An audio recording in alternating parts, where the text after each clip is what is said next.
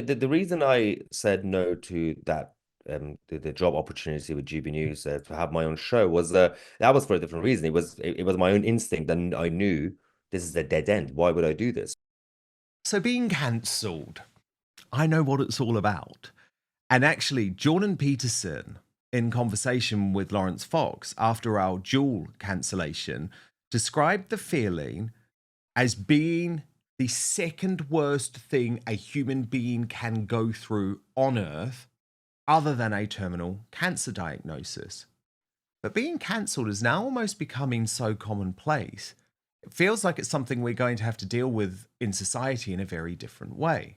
So Mahyar Tousi of Tousi TV has produced a brand new documentary. It is out next week. It is Bombshell. It is called Cancelled. Features me, which we'll come to in just a moment.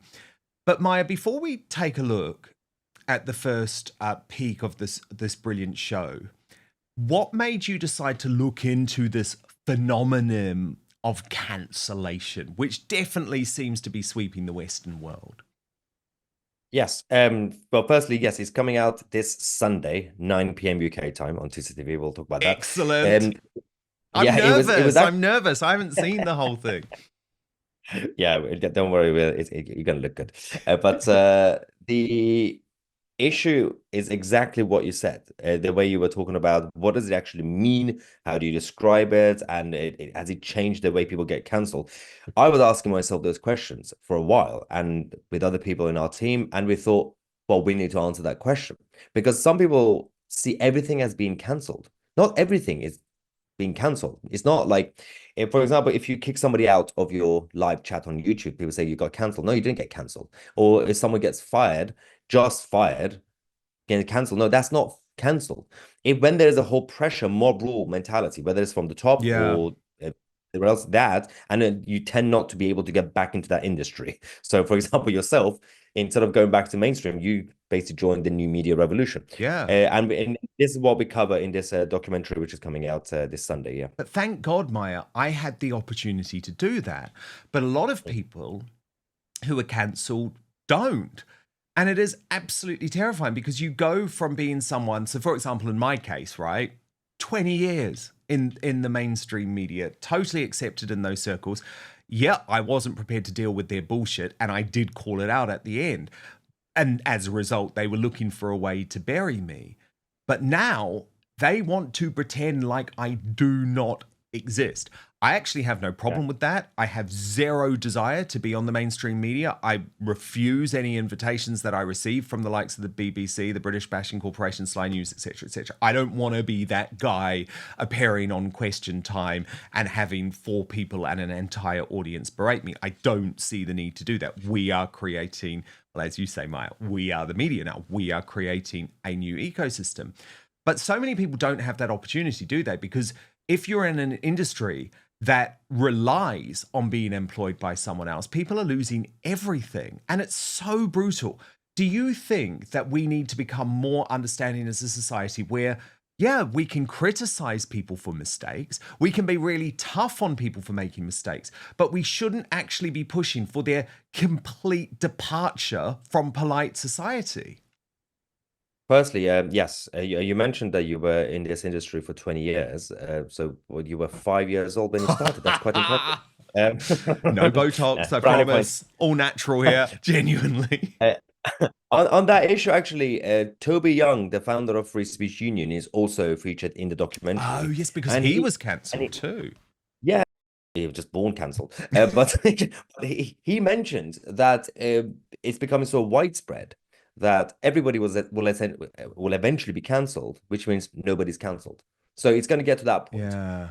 And it's already slowly getting there. And everybody's basically cancelled in terms of not necessarily individually cancelled, like, yourself, you're individually cancelled, and myself by being me. But the groups and collectives and tribes, for example, white straight men are basically cancelled. Women are now being cancelled. So it's going to get to a point where everyone's basically cancelled. Eventually, they're going to come for the black lesbian on a wheelchair.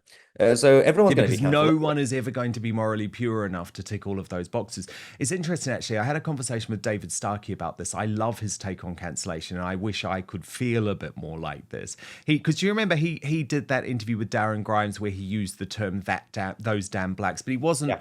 at all referring to Hmm. it in a racist way, like it was blown out of all proportion, because again there was a desire to cancel this guy because he was starting to challenge narratives. And come on, he's one of our most successful historians of all time. I think one of the smartest, most brilliant people in Britain, David Starkey, right? He's cancelled by GB News now, which we'll come on to in just a moment.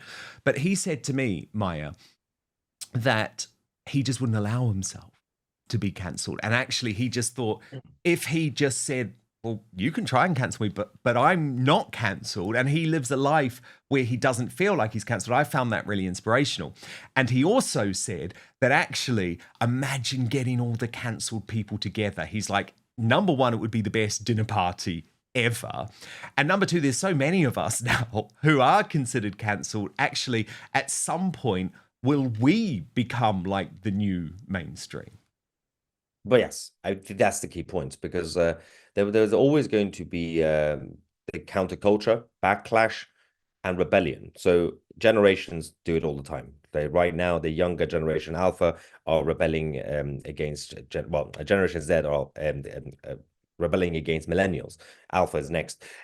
But the point of this is that they need to be ready. Those who are doing cancellation, the so-called liberal cosmopolitan establishment elitist idiots, they don't understand that their time will be up eventually. And because they hold positions and authority that is outdated, whether you're talking about the corporate legacy media or the outdated political parties or things like that, and certain cultural institutions that need to be updated. You guys are dead. Even some of the businesses, old school corporations who have gone woke. There are better products in terms of the new tech platforms and everything else. They are taking over. So you guys will be gone eventually. Well, yes. And on that note, Maya, I wanted to ask you about the GB News question, right? Because David Starkey was cancelled by GB News too. Now, there definitely seems to have been a decision, a purposeful decision by that broadcaster to tack to the centre, almost a bit like what we've been seeing with Reform UK and Nigel Farage. Now, Yeah. I know for a fact, because I was obviously there and you would appear on my show, but you had offers to go and work for GB News, where they would sort of own you to an extent. Maybe you would have been able to continue your independent stuff a little bit, but once you're on GB News, you have to sign up to their editorial charter. You have to sort of be owned by them in a lot of ways. Like their presenters are not allowed to talk about Tommy Robinson, for example, on a regular basis. Why did you decide not to go with GB News? And have you been disappointed to see what's happened to the broadcaster, especially since the departure of myself, Calvin Robinson, Mark Stein, and Lawrence Fox, which seemed to be like the tipping point where they said, okay, we're going to go mainstream now? Yeah, well, the reason I said no to that the job opportunity with GB News to have my own show was that was for a different reason. It was my own instinct, and I knew this is a dead end. Why would I do this? Because either eventually my show will be cancelled, or at the end of the day, let's just say I'll do this show for like I don't know 5 to 10 years. What's next? I can't go to Sky News. Like, where am I going to go? So what's the point of doing this? And there will be restrictions anyway. I don't like the analog old school studio structure. And obviously, I can imagine you're now much happier with the format you have here. You can do whatever you want, even if the show goes longer than an hour. But it was that. But I'm not completely shocked about what GB News has been doing because I knew their attitude before, just like what we talk about Reform UK. They want to play the game and they want to be part of the game. And some of these restrictions are nothing to do with Ofcom. BBC News and Sky News can and will talk about Tommy Robinson and interview him. Now, Tommy shouldn't go on those channels anymore, but he used to. GB News has banned him. This is not an Ofcom issue. Same that we said about Reform UK, for example. And people, their supporters of GB News or Reform would say, yeah, but it's good to be inside the tent. We'll have to play the game, of course. We have to play the game. I'm like, sure, play the game, but to what end? It doesn't mean you have to be some sort of anarchist, anti-establishment person, like whether you're doing new media or in politics, but you can still be yourself. And if you're patient and if you're right, if what you're doing is right, you will take over. As we are saying, when it comes to new media has already taken over, but literally within the next few years, well, with President Trump normalizing new media in the White House, we can see that new media's influence is already here anyway. Same applies to any political leader or candidate or party. Just be yourself. If people like it, you will take over. You don't have to compromise on your values. But first, a 2024 study links caffeine to higher anxiety risk. Half of North Americans are sensitive to it, and 40 million Americans are diagnosed with anxiety. Now, coffee's jitters fuel anxiety, yet it is the most used drug in the world. Coffee, that is. I'm going to admit, I was trapped too. But for me, it was those diet energy drinks, which I would chug on a regular basis to get a caffeine hit, feeling jittery, anxious, and exhausted by the mid-afternoon. Then I heard Andrew Huberman talking about theobromine, which is found in chocolate, and it provides a gentler, longer-lasting energy boost without the anxiety by improving blood flow, getting more oxygen and fuel into your brain and muscles. And that led me to Morning Being by Verso, a brew with theobromine and all the good things in chocolate, along with antioxidants and electrolytes for all-day energy, hydration, and focus. And honestly, this drink is amazing. Like, I know it's the not the morning right now, but it just tastes so good. Rich, chocolatey, smooth. And the best thing is, this is cold right now, but in the morning, I have it hot and it tastes just like a McDonald's hot chocolate. Totally different to other coffee alternatives, which actually taste awful. On top of increasing energy, Morning Bean's ingredients have been shown to reduce stress, enhance mood, and balance blood sugar. Cocoa powders, drinks, and products are commonly contaminated with high levels of toxic heavy metals, but Verso conducts third-party testing on every batch to ensure they have pure, high-quality cocoa, prioritizing safety and high flavanol content. Since I started taking Morning Bean, I'm feeling more focused with less energy crashes. I also like how I get my daily dose of superfoods from it too. So if you're looking to replace your coffee or your second cup or those energy drinks, those morning energy drinks like I used to have, give Morning Bean a try by Verso. You can click on the link in the description box below or head on over to buy.ver.so/outspoken. Use the coupon code outspoken to save 15% on your first order. I'll just repeat that address, buy.ver.so/outspoken. Remember, you've got to use the coupon code outspoken, then you will get 15% off your first order. But now, back to the show. Yeah, very, very good point. And it actually makes me so sad on a daily basis when I see people who I thought I respected prepared to compromise just to keep the paycheck. And look, I get it, right? Like, I do get it. It was a shock. It was a big shock with what happened to me. You know, like I lost both my jobs literally overnight because of this comment that Lawrence Fox made on my show. And it was a huge shock and I was really worried about it, but I knew they weren't going to silence me. I knew cancellation wouldn't silence me. And as you say, I could not be happier now with where it's ended up. But look, I want to show you the first look at Cancelled, which launches 9 p.m. Sunday on Tousi TV. Watch. Free speech is one of the main cornerstones of Western civilization. When I was at school, when I thought of cancel culture, my first thought went to YouTubers who have to make apology videos for saying something stupid. It wasn't anything to do with politics. But today, it is under threat. There is no true free speech in this country. It's utterly terrifying. Under the guise of safety and social justice, governments across the West are clamping down on what we can say. You're giving the state far too much power that it will inevitably abuse. Will freedom of thought and speech become a thing of the past in the UK? Ofcom will be an organ of the state to decide what's true and what's false.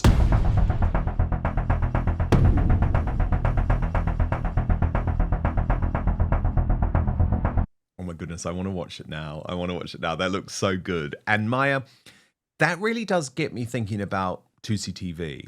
And I know you have spoken in the past about the fact that at some point you might have to broadcast overseas in order to still spread the truth into the UK.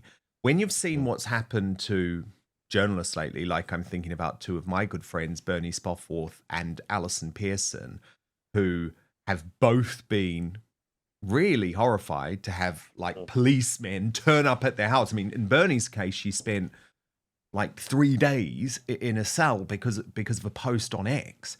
Do you worry that the deep state could actually try to silence you if you do stay in the UK?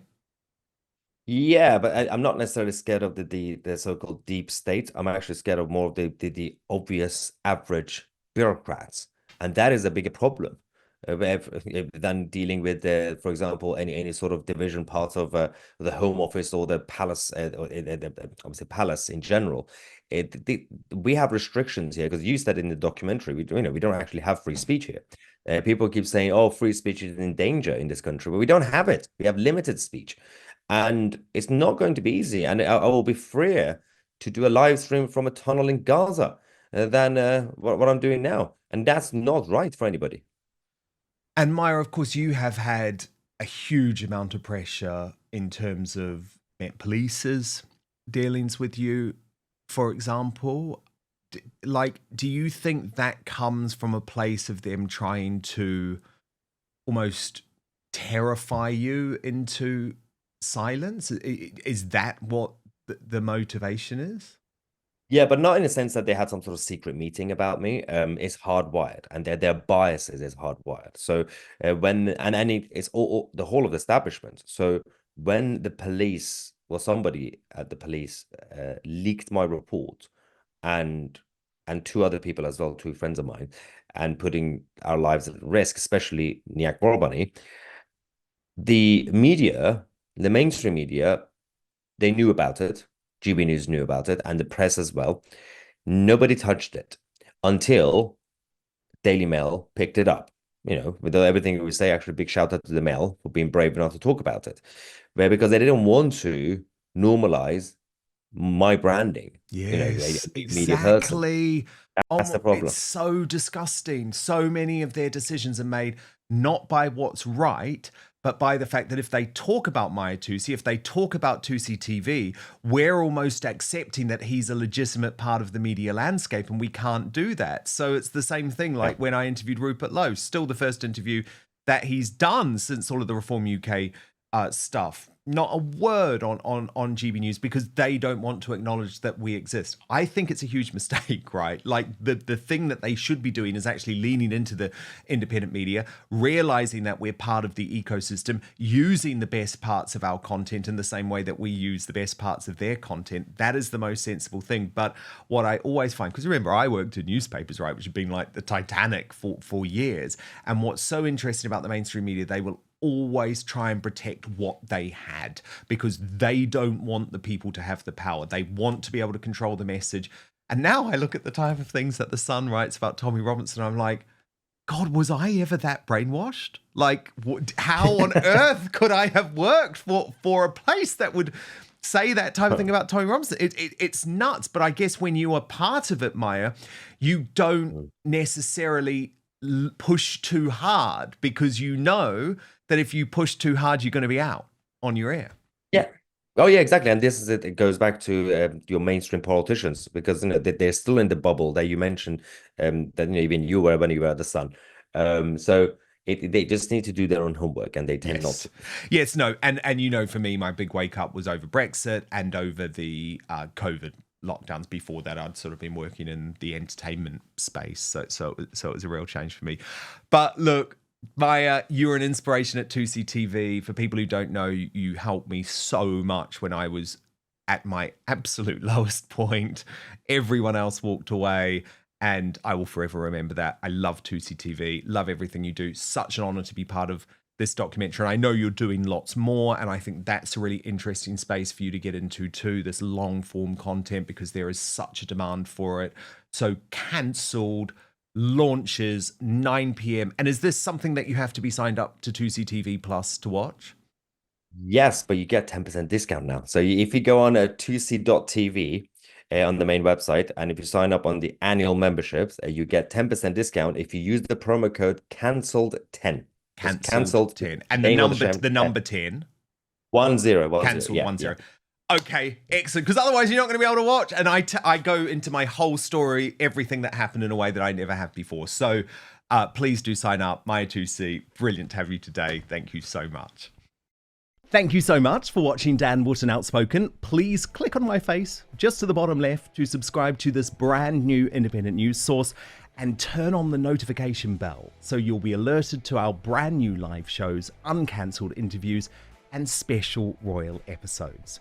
Outspoken is also now available as a podcast, so you can listen to the show every weekday on the go, wherever you are.